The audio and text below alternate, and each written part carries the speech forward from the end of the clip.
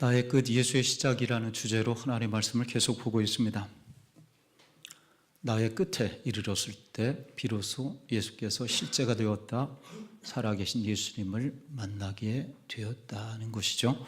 그렇다면 나의 끝은 언제인가? 첫째, 깨어짐. 다윗처럼 깨어졌을 때 토기장에 하나님이 회복하신다.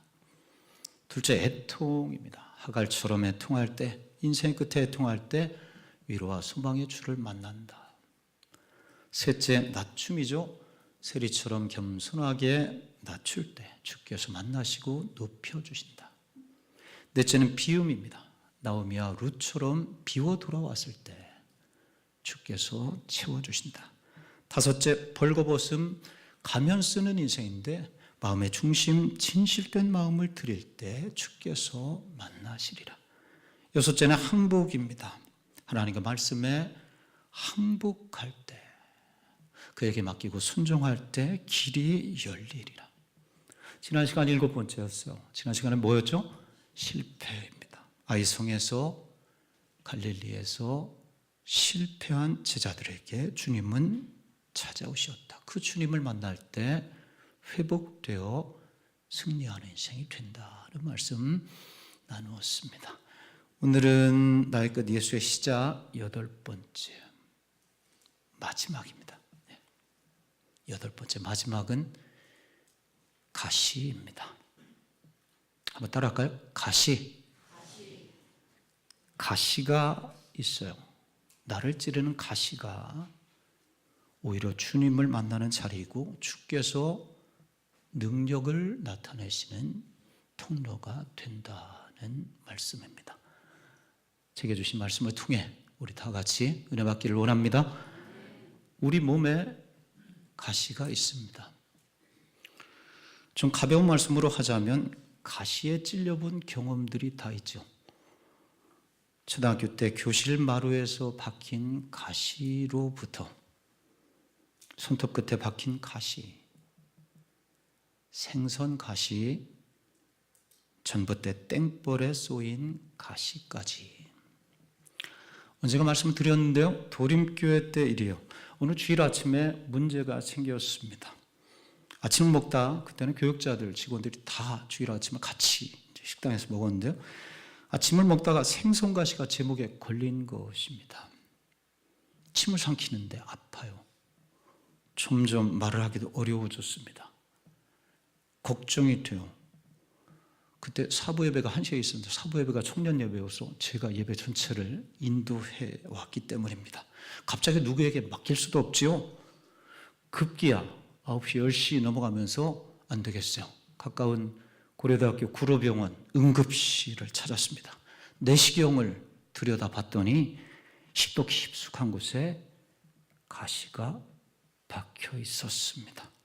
얼마나 깊은 곳에 단단히 박혀 있는지 내시경으로도 처음에 잘 찾아내지 못했습니다.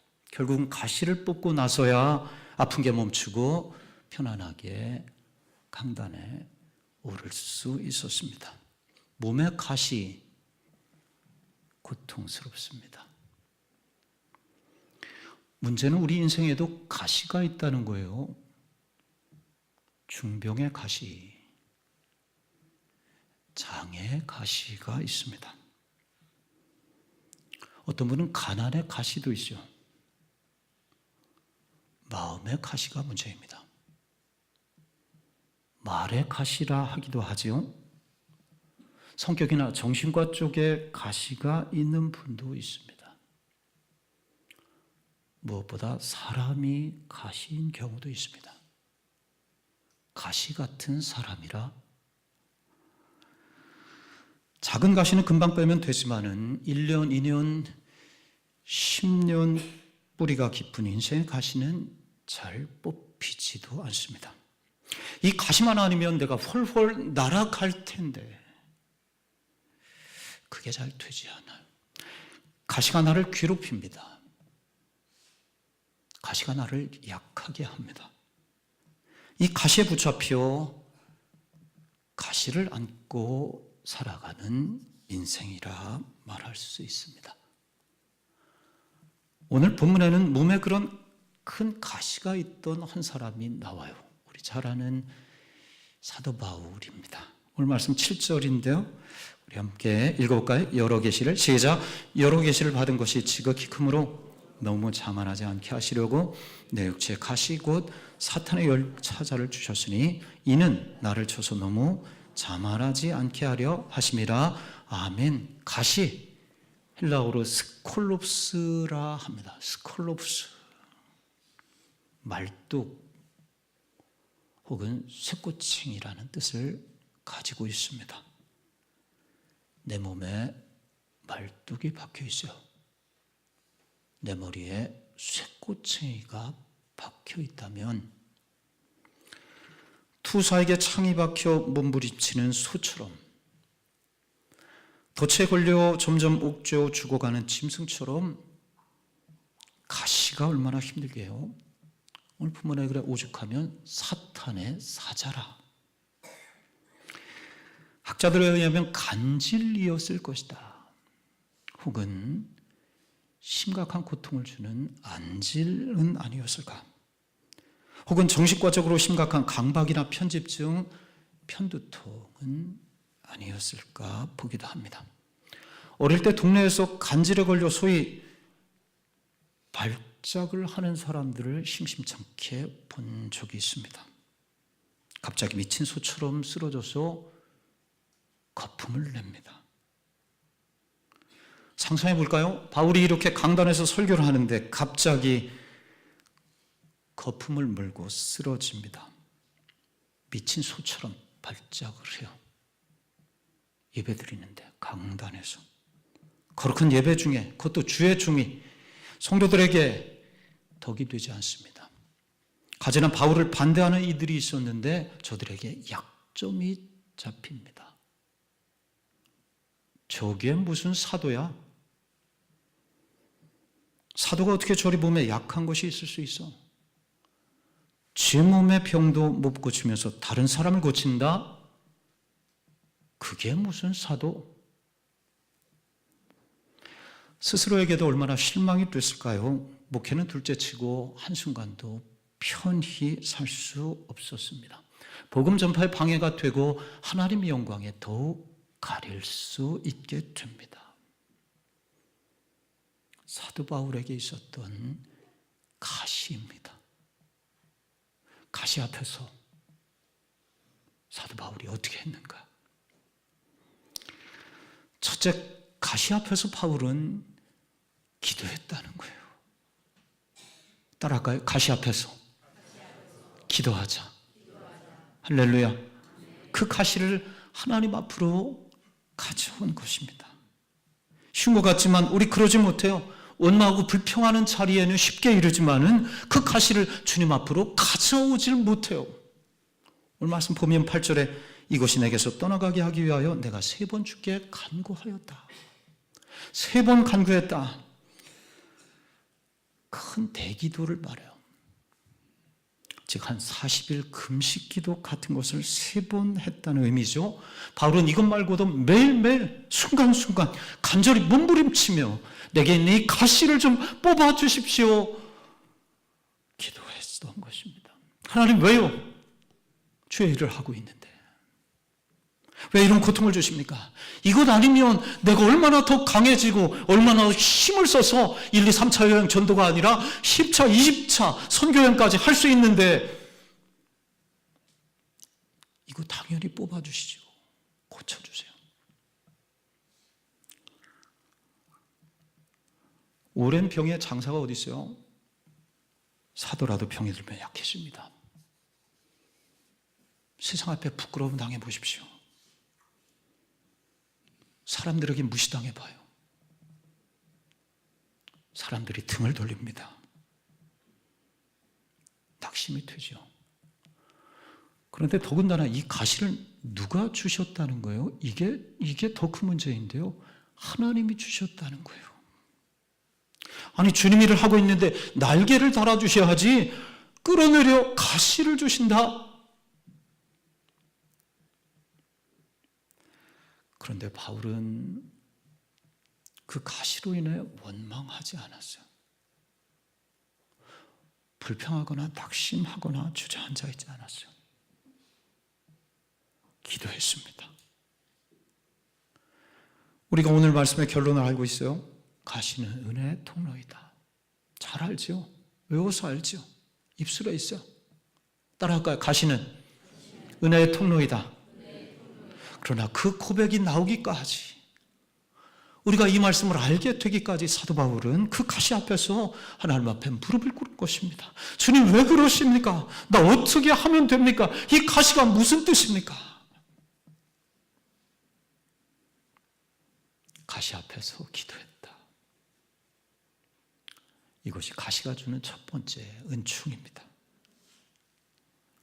여러분, 우리가 언제 하나님께 기도하게 되어 문제가 있을 때입니다. 내 연약함을 느낄 때입니다. 어려움을 만날 때입니다. 사람이 그래요. 걱정거리 없고 살만해지면 기도하지 않습니다. 그러나 늘 햇빛만 쬐면 사막이 됩니다. 때로는 그래, 강풍이 부는 거예요. 강풍이 불어야 정신을 차립니다. 그래, 때로는 홍수가 나는 거예요. 홍수가 날 때 죄의 찌꺼기들이 쓸려 내려갑니다. 우리가 새벽에 이제 사도행전 말씀을 거의 다 보고 로마서로 갔는데요. 사도행전 27장, 유라굴로 강풍이 불지 않았다면 로마 선교의 위대한 역사를 이루지 못했을 것입니다.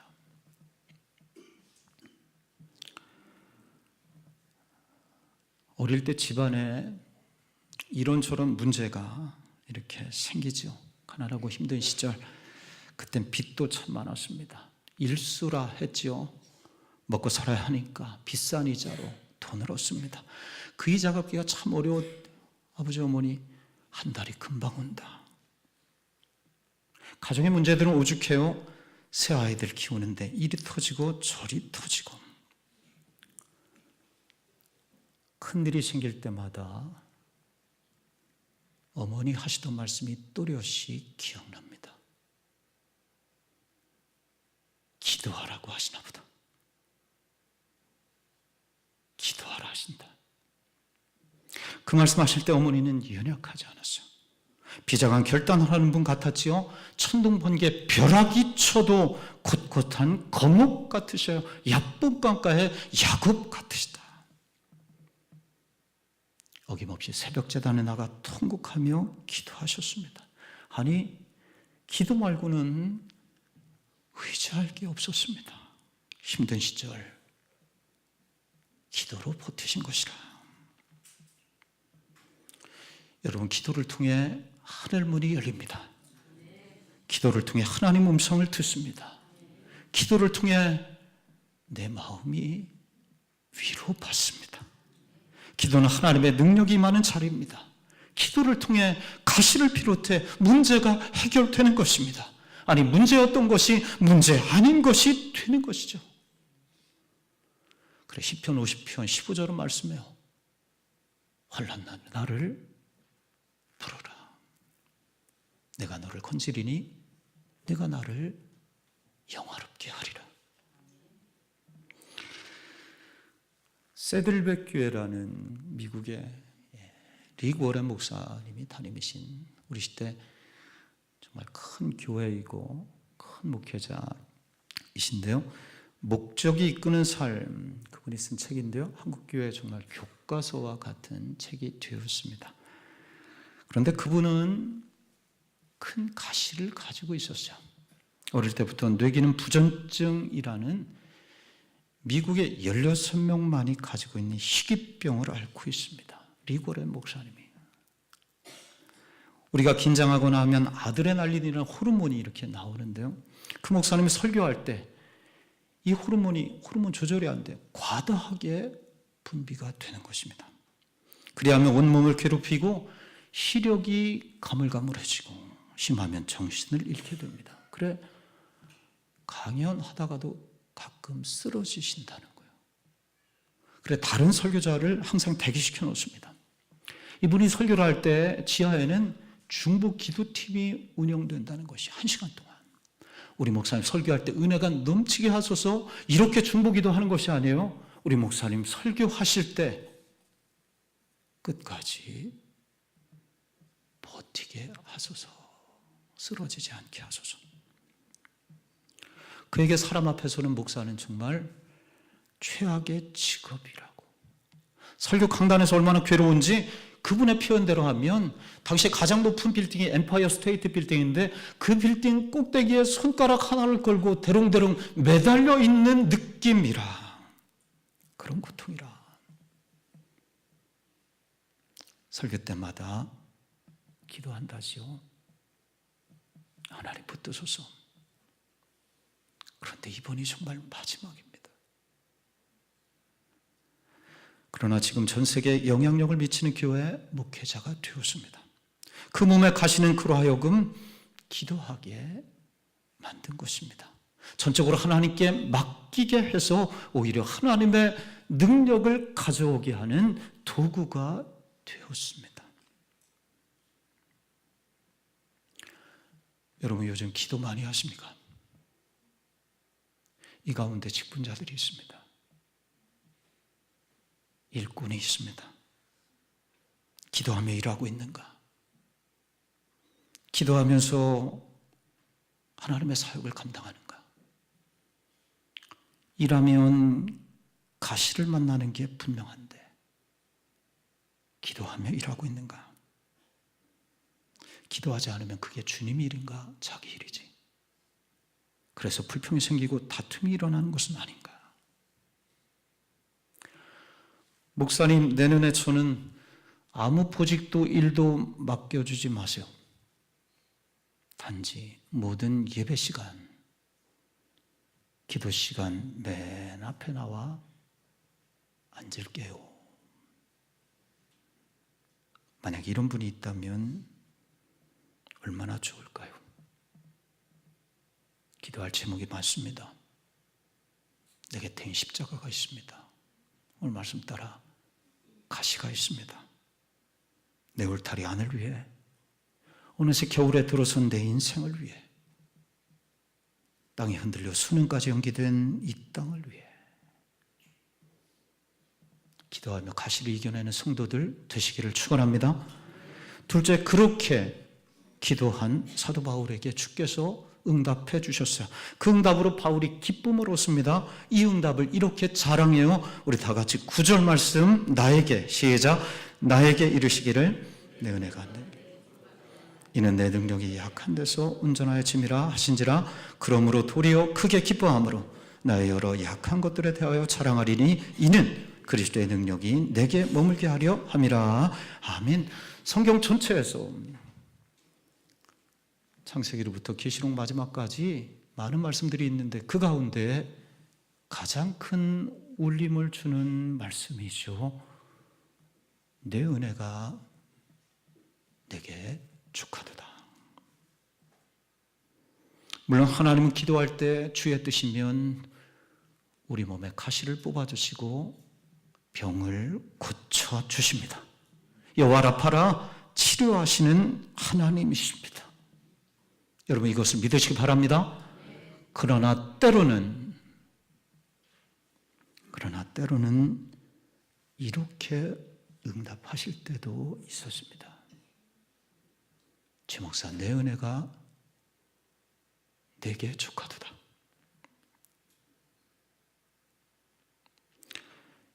이게 응답인가? 확 뽑아달라고 했는데 아니라 가시가 주는 은혜가 있다는 거예요. 그 깊은 뜻을 발견하라. 내 능력이 약한 데서 온전해짐이라. 오늘 7절 말씀이죠. 마지막에 이는 나를 쳐서 너무 자만치 않게 하려 하심이라. 10절 마지막에 이는 내가 약한 그때에 강함이라. 너 선교에 큰 사역 감당하고 있는데 사도 바울, 그 능력이 어디에서 온 줄 아느냐? 그 가시에서, 그 약한 가시에서 그 능력이 온 것을 네가 알지 못하느냐? 사도 바울은 강한 것이 많은 사람입니다. 가말리엘 문화생 최고 학부 나왔으니 많이 배웠죠. 로마 시민권 가지고 있었으니 힘이 있었어요. 권세 있죠.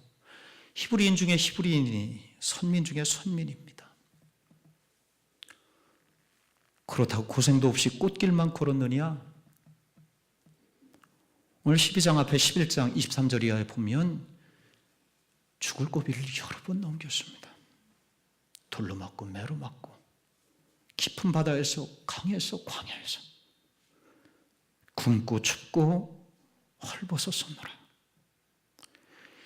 영적인 체험이 없었느냐?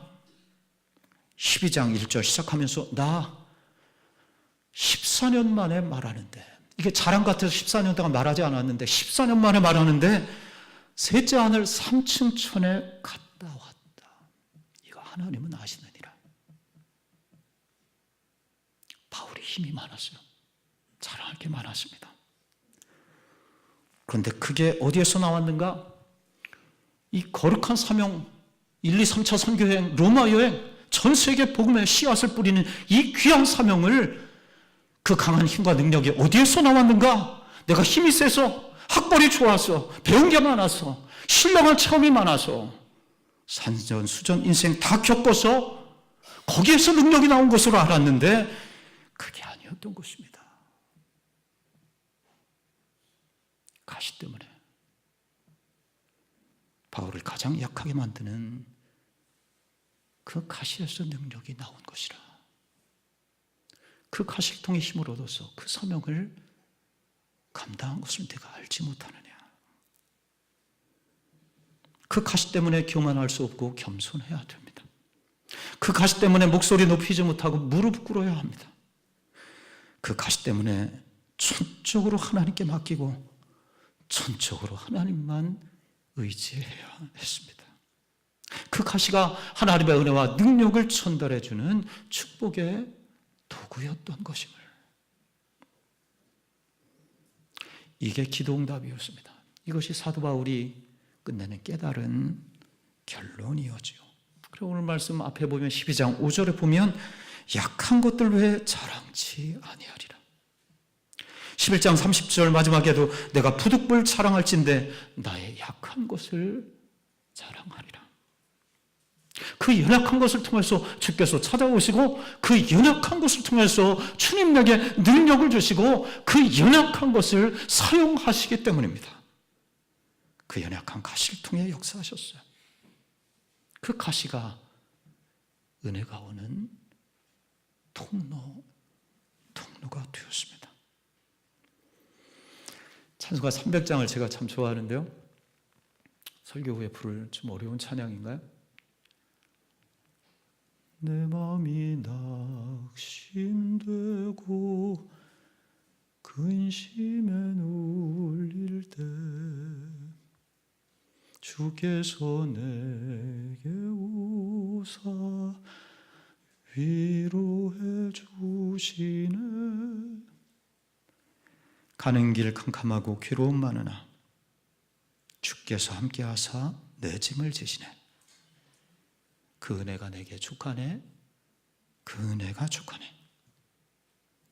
이 괴로운 세상 지날 때 그 은혜가 족하네. 할렐루야. 여러분, 성경을 보면 좋은 환경의 아담과 하와는 에덴에서도 실패했습니다. 사사 에웃은 왼손잡이 장애인이었다는 것입니다. 힘이 강했던 사울은 실패했지만 연약한 바울로 바뀌니 세계 선교의 역사를 이루었습니다. 마태복음 족보에 다말, 라합, 룻, 바세바 다들 이방 여인이고 기생이었고 불륜을 행한 여자였습니다. 그러나 그 약점들로 인해 더욱들이 하나님의 은혜를 힘입게 되었습니다. 그 가시들이 걸림돌이 아니라 그 가시들 때문에 축복의 인생들이 되었습니다. 무엇보다 예수님 보십시오. 이제 성탄을 기다리는 대림절인데 예수님은 한없이 약해지셨습니다. 형편없는 가문, 가장 작은 마을 베들레헴에서 가난한 말구유로 함께했던 제자들도 갈릴리 무지랭이 어부들이었습니다. 무엇보다 주님 지신 십자가는 가장 연약하고 또 연약하고 힘이 없는 가시였죠. 그러나 그 십자가를 통해서 인류 구원의 위대한 역사를 이루신 것입니다. 십자가의 도가 멸망하는 자들에게는 미련한 것이지만 구원을 받는 우리에게는 하나님의 능력이 됨이라. 마지막으로 목자의 글에 제가 한두 번 고백했지요. 목사인 제게도 가시가 있습니다. 물론 기도해서 고침받은 가시들도 참 많습니다. 그런데 그 가운데는 참으로 오래된 가시가 있습니다. 30년이 넘은 가시. 하나님만이 아시는 가시입니다. 하나님이 고통만 사라지면, 이 가시만 빼내주시면 이것을 고쳐달라고 수도 없이 기도하고 지금도 기도하고 있습니다. 이것 때문에 병원에도 수없이 갔고 그 독하다는 약을 10알씩도 넘게 입에 털어넣을 때도 있었습니다. 강단에 오른 목회자에게 때론 고통스럽습니다. 운망이 들어옵니다. 이것이 아니면 훨훨 날아갈 텐데, 그 부분에만 오면 축 처지게 하는 그 고삐가 나를 잡아맵니다. 그러나 10년, 20년, 30년 목회하면서 요즘 저 바울을 통해 주셨던 주님 말씀을 조금은, 다는 아니고 아직 그 깊은 고백을 하진 못하고 온전히 조금은, 아주 조금은 깨닫게 됩니다. 내 은혜가 내게 족하도다. 네가 약할 그때 강함이니라. 하나님은 길고 긴 가시의 세월을 통해 나의 그 약함이 하나님의 강하심을 체험하는 열쇠임을 알게 하십니다. 가시는 제거하는 것만이 능사가 아님을, 가시가 더 큰 은혜의 세계로 안내하고 있음을, 나의 약함은 하나님이 강하심으로 채워넣을 공간을 만들어냄을, 남보다 더 좋은 조건을 갖는 것이 아니라 더 큰 믿음을 갖는 것이 중요함을, 물론 아직 온전하게 깨닫지는 못해서 사도 바울과 같은 깊고 깊은 고백에 이르려면 한참을 더 가야 하겠지만 이것을 조금씩 깨달아 가고 있습니다. 영락의 성도들을 봅니다. 가시가 있는 분, 연약함이 있는 분들이 계십니다. 몸의 중병이, 신체적인 장애가, 인생의 모진 그 사건이 내 평생에 가시가 되어 있습니다.